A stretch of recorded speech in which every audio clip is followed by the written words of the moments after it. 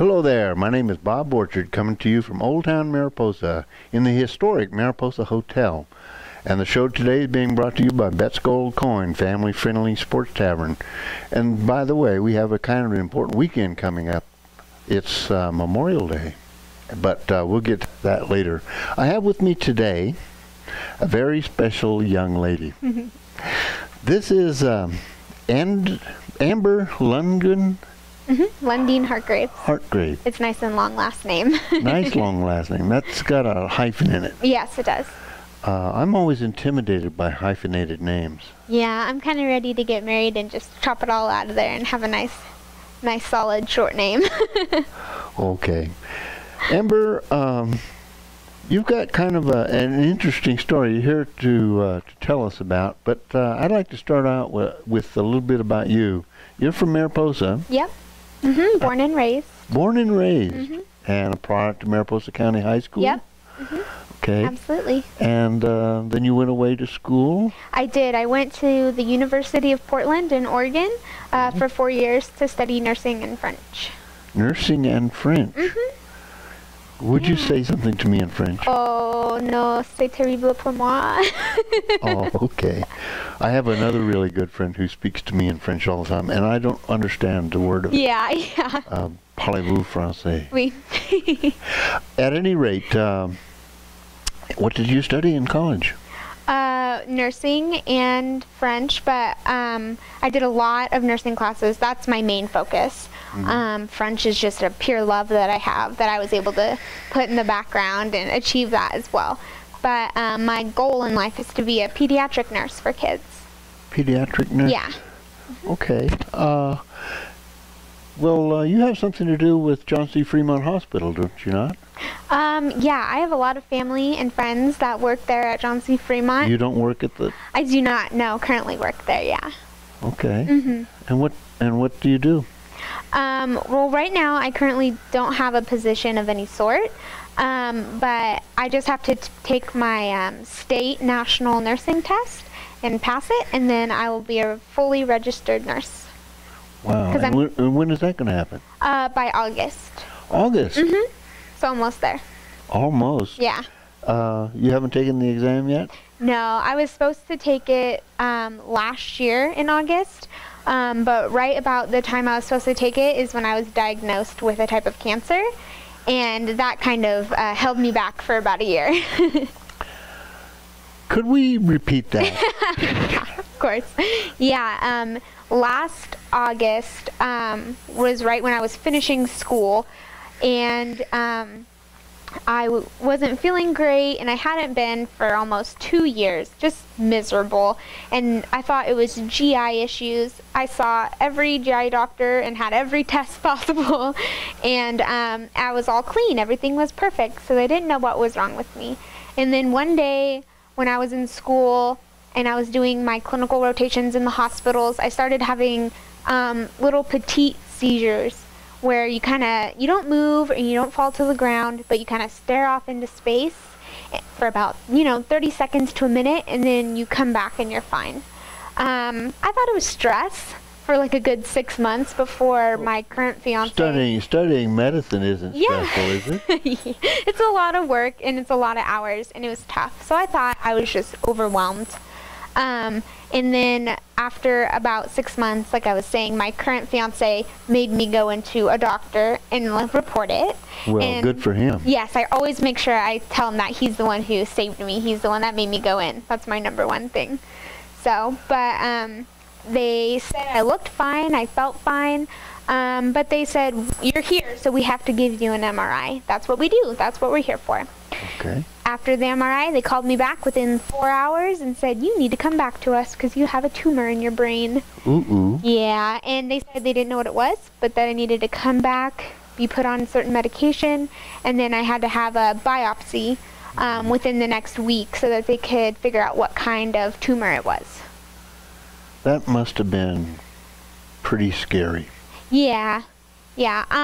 Because of all the nursing that I've gone through, I'm used to hospitals. I love people that work there. I know what it feels like, what it means.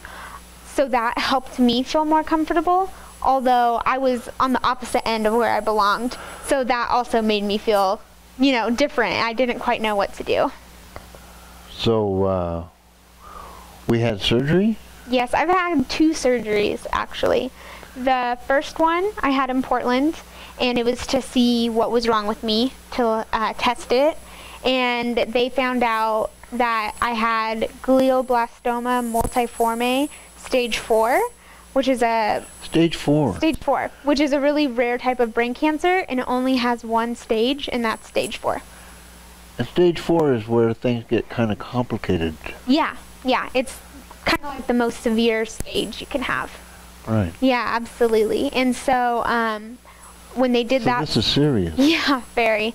And when they did that, they were only able to take out like 40% of it that they felt comfortable with. And that's leaving a lot behind. Yes. And so we decided to get a second opinion. And so since we were in Portland, it was nice and close to Seattle. It's a great, huge, big city, tons of doctors, and their focus happens to be brain cancer.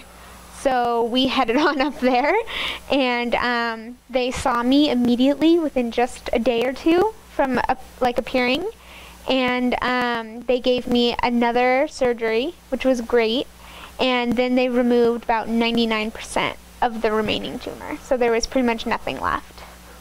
This kind of makes you a cancer survivor. Yes, I am definitely a cancer survivor. That's why... And I don't know if people really understand the implications of that. And I got to tell you, this is a heartwarming and a heartbreaking story to me, because I've lost some very close friends to cancer. Yeah, I have as well. And to actually see somebody, get to meet somebody who's made it through this is makes me feel really good. Thank you. At any rate, as a cancer survivor, you have a little different focus on life. I do, definitely.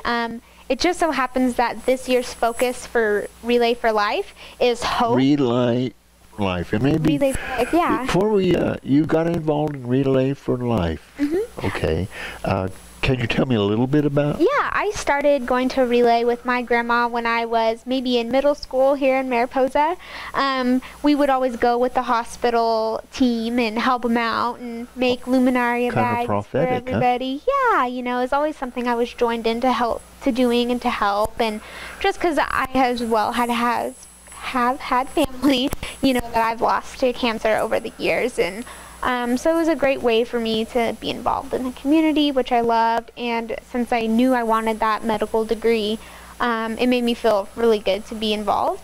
So I always did that with her, but I never expected to be the person who people do the relay for. So I kind of, did another side switch. So I get to be the survivor who is at Luminaria this year, who gets to speak, and I get to be, I am in charge of a lot of the ceremony. I'm on the committee here in town, which just makes me so happy. It's so great for me to be that involved in this. And at my school for the last 4 years, even before I was diagnosed, I was always involved with Relay on the committee, helping everyone out. And I got to be the survivor speaker there this year as well. And so that was great.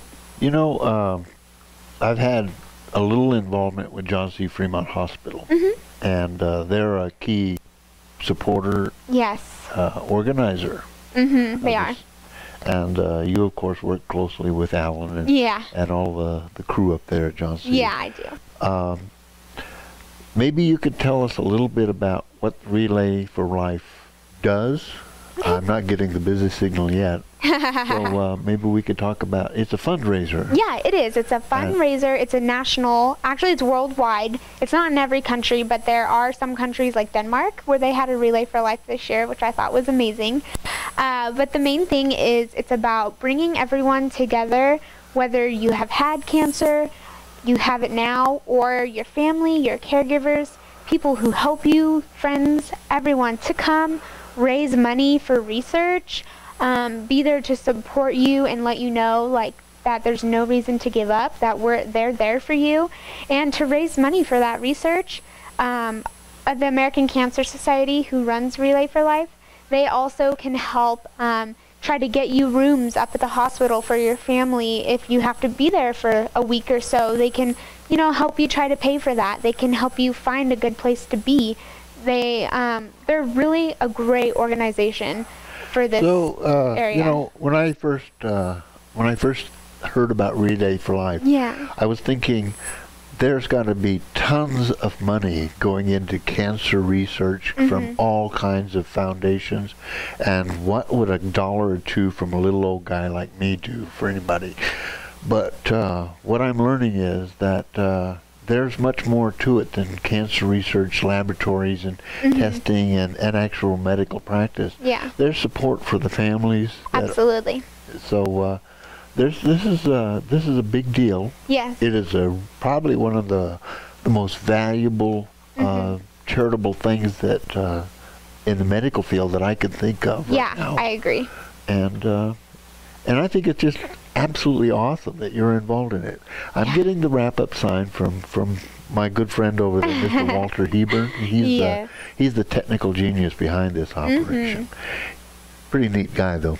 At any rate, Amber, I want to thank you for joining me today. Thank you. And I hope that, and just one more time, Relay for Life this weekend? It's May 30th. May 30th. So it's next weekend. Next weekend. It starts at 9 a.m. Yes. And it goes until midnight this year. Okay. But we have... And it'll be where? At the Mariposa Fairgrounds.